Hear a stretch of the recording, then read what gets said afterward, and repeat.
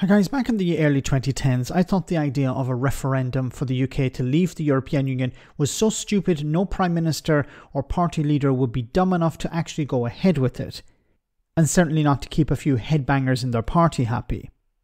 Well, I was proven wrong, and the rest is history.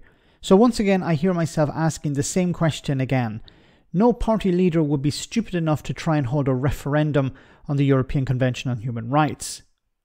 Well, some people at GB News and the Daily Express seem to think it would be a wonderful idea and that the British people can be lied to once again to give away more of their rights and get nothing in return.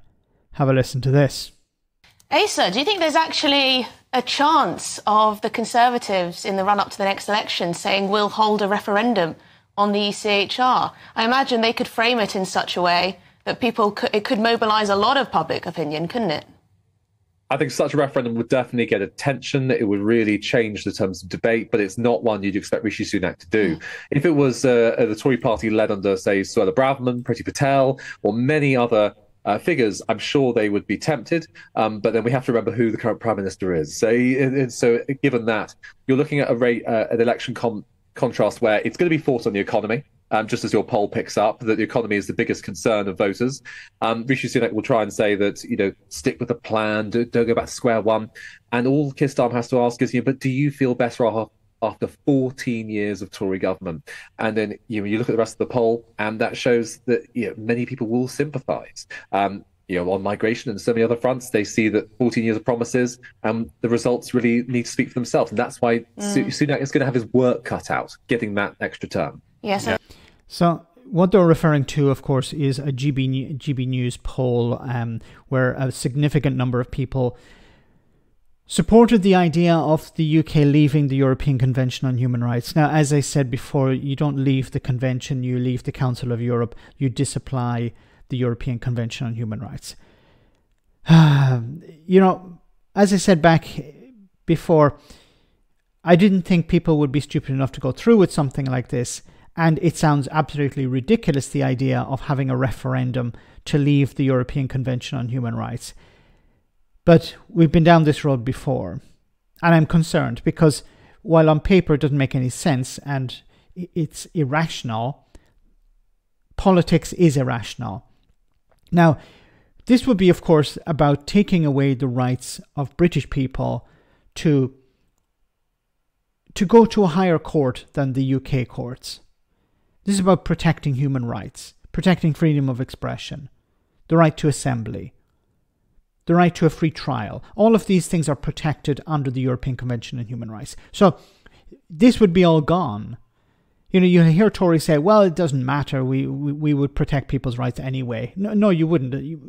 You're talking about taking away people's rights. Why would you turn around and say, yeah, but we're going to protect people's rights? Now, this is, of course, being spun as a solution to stopping the boats or the solution to the problems with Rwanda. There's no evidence to back that up.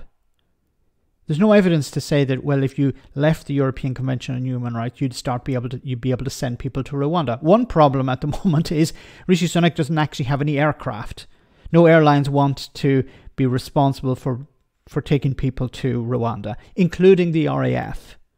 So at the moment, even if he was outside the European Convention on Human Rights, he wouldn't have a plane to send people on, unless he's going to use one of his donors or something like that.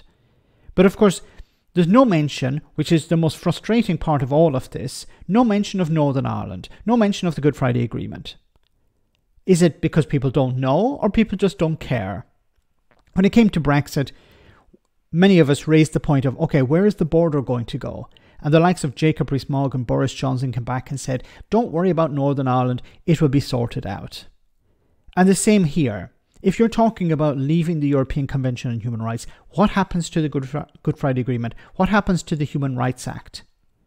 It's a cornerstone of the Good Friday Agreement. Nothing. You hear absolutely nothing, be it on GB News or even the BBC or Sky. No one talks about the Good Friday Agreement. Anyone advocating for leaving is never challenged and asked, what's going to happen to the Good Friday Agreement? They probably have never read it, like Dominic Raab. So you're going to have people who don't understand what they're talking about, don't understand what they're voting for something that's going to potentially damage Northern Ireland once again. Let me know in the comment section, guys, what you think. As always, your comments are greatly appreciated. Thanks a lot.